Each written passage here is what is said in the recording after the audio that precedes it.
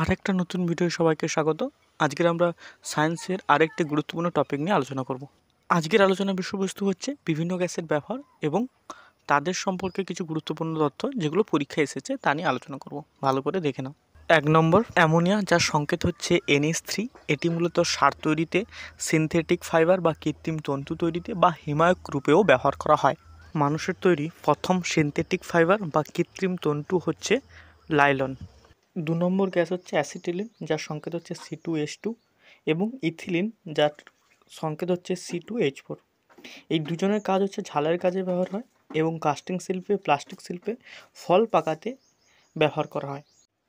Acetylene এবং ethylene দুটোই হাইড্রোকার্বনযুক্ত gas, কিন্তু এদের কার্বন বন্ধন আলাদা। অ্যাসিটিলিনের ত্রিবন্ধন কার্বনযুক্ত এবং ইথিলিন হচ্ছে দ্বিবন্ধন কার্বনযুক্ত গ্যাস। পরবর্তী গ্যাস হচ্ছে ইথার, যেটি চেতনানাশক গ্যাস হিসেবে ব্যবহার করা হয়ে থাকে। জেনন গ্যাস মূলত লেজার লাইট এবং ফ্ল্যাশ ল্যাম্প তৈরিতে ব্যবহার করা হয়। এই জেনন একটি নিষ্ক্রিয় গ্যাস বা নোবেল গ্যাস। আমরা জানি যে পর্যায় সারণীতে 7টি পর্যায় এবং 18টি গ্রুপ বা শ্রেণী আছে। আর এই নিষ্ক্রিয় গ্যাসগুলি পর্যায় সারণীর যে 18 নম্বর গ্রুপ বা শ্রেণী রয়েছে সেখানে অবস্থান করে। এই 18 নম্বর গ্রুপ বা শ্রেণীকে শূন্য গ্রুপ বলা হয়। এখনও পর্যন্ত মোট 7টি নিষ্ক্রিয় গ্যাস আবিষ্কৃত হয়েছে। জেননকে অপরিচিত গ্যাস বলা হয় কারণ এটি অবিক্রিয়াশীল এবং বাতাসের চেয়ে ভারী গ্যাস। জেনন গ্যাস আবিষ্কার করেছিলেন উইলিয়াম র্যামসে এবং ম্যারিস স্টাভার্স নামে বিজ্ঞানী। পরবর্তী গ্যাস হচ্ছে প্রোপেন, যার সংকেত হচ্ছে C3H8। এটি মূলত জ্বালানি এবং রেফ্রিজারেন্ট হিসেবে ব্যবহার করা হয়। 6 নম্বর গ্যাস হচ্ছে বিউটেন, যার সংকেত হচ্ছে C4H10। এটি মূলত গৃহস্থালী জ্বালানি এবং সিগারেটের লাইটারের গ্যাস হিসেবে ব্যবহার করা হয়। এলপিজি গ্যাস বা তরলীকৃত পেট্রোলিয়াম গ্যাস, যেটি মূলত রান্নার কাজে ব্যবহৃত হয়, যার মূল উপাদান হচ্ছে এই বিউটেন গ্যাস। এছাড়াও কিছু পরিমাণ প্রোপেনও থাকে। পরবর্তী তথা 7 নম্বর গ্যাস হচ্ছে মিথেন, যার সংকেত হচ্ছে CH4। এটি মূলত ক্লোরোফর্ম তৈরিতে ব্যবহার করা হয়। এই মিথেন গ্যাসকে মার্স গ্যাসও বলা হয় কারণ এর প্রধান উৎস হচ্ছে জলাভূমি অর্থাৎ ধান ক্ষেত। 8 নম্বর গ্যাস হচ্ছে রেডন, যেটি মূলত অ্যাটমিক রিসার্চ ও রেডিও থেরাপির কাজে ব্যবহার করা হয়। আমরা আগেই জেনেছি নিষ্ক্রিয় গ্যাসগুলি মূলত পর্যায় সারণীর 18 নম্বর শ্রেণী এবং 6 নম্বর পর্যায়ে অবস্থান করে।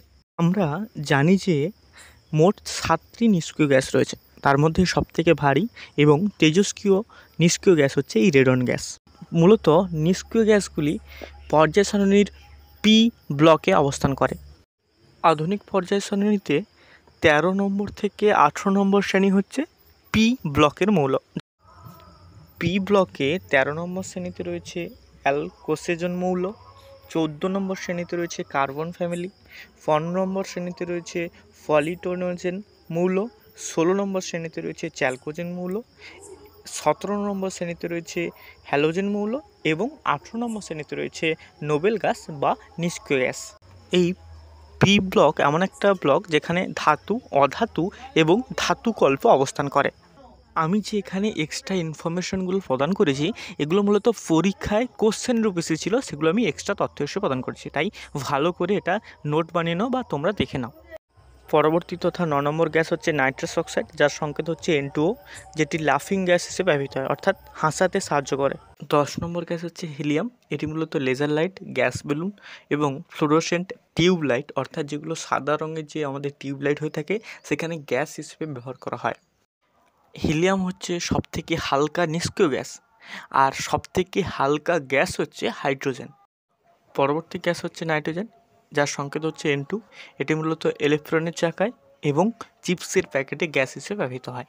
চিপসের প্যাকেটে নাইট্রোজেন গ্যাস ভরে রাখার মূল কারণ হচ্ছে অক্সিজেন অন্যান্য অণুর সাথে বিক্রিয়া করে ওই খাবারটাকে নষ্ট করে দিতে পারে, সেই নষ্টের হাত থেকে রক্ষার জন্য চিপসের প্যাকেটে নাইট্রোজেন গ্যাস ভরে রাখা হয়।